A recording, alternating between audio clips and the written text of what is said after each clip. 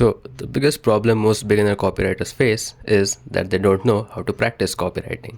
They come across the same old generic advice like you have to handwrite 100 sales letters every day and stuff like that. And while it's not to say that it doesn't work, but number one, it takes a lot of time, and number two, it's super boring and somewhat redundant because the whole goal of this handwrite sales letters exercise is to drill the fundamentals of persuasion and human psychology into your mind. But you don't have to handwrite them from scratch for hours to get that result. So, in this video, let me show you 5 copywriting exercises you can do, which I still do, from beginner level to intermediate, to improve your copywriting skills with just 30 minutes every day without being bored to death.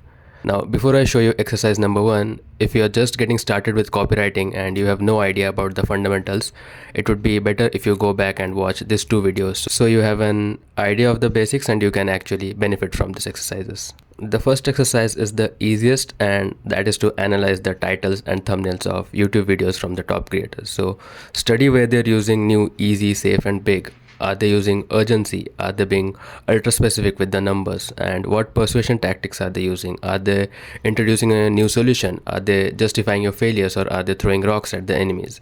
So do this for 5 to 10 minutes every time you open YouTube. You can study guys like Iman, Alex Hormozi, Dan Ko and Ali Abdal for this. Now the second exercise, which builds upon the first one, is to study the intros or the hooks of these YouTube videos. So study how they start their videos, how they grab your attention. Do they use a controversial statement, or do they ask a question, or do they challenge your beliefs?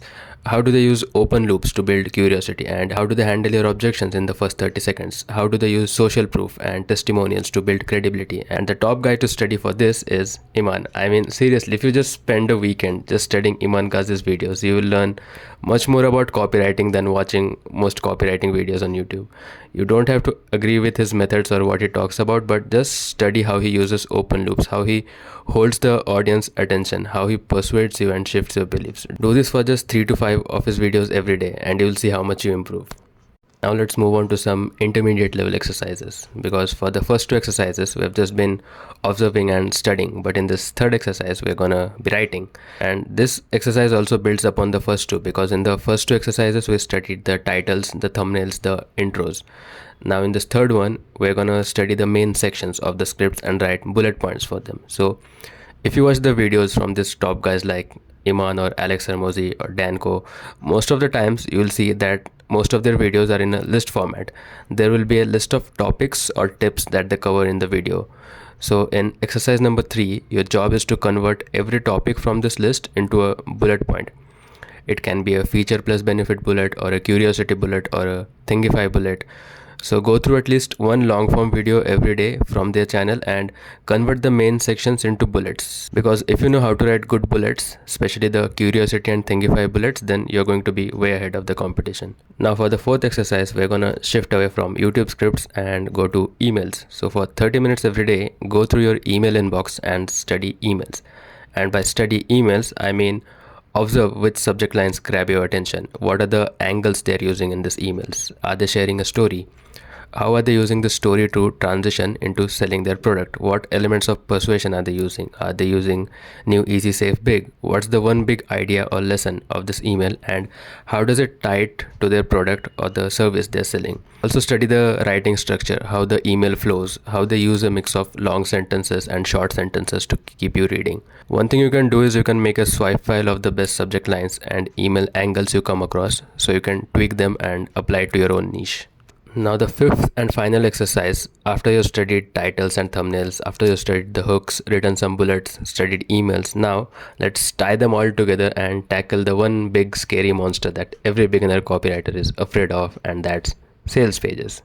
So there are 5 things I like to do when studying a sales page. The first thing is to break down the headline and observe where they're using new, easy, safe and big. Are they using the 4 U's? What is the awareness level this headline is targeting? Is the audience problem aware? Is it solution aware? Or is it a completely unaware audience? After studying the headline, the next thing I like to study is the lead. And usually in the lead, you'll find at least 2 or 3 out of these 4 things. You'll find a customer bubble section where they talk about either the audience pains and fears or their dreams and desires. You'll find a part where they show credibility. You'll find a part where they expand on the headline, and The last thing you'll find is a part where they open a loop for the rest of the sales letter. At least 2 of these 4 things will be present in the lead, so study them. After studying the lead, the next thing I like to do is figure out what's the promise, the problem, and the solution that this sales page is trying to sell the reader on. So are they making a claim? Are they making a promise like they will help you make 10k online, or I'll help you lose this many pounds, or something like that? Then what's the problem that's stopping the reader from achieving this right now? Is it a lack of knowledge? Is it because they're using outdated outreach methods? Is it because they don't know how to exercise? What's the problem that's holding them back? And finally, what's the solution? How does the product help the reader solve this problem and achieve the promise that they have shown?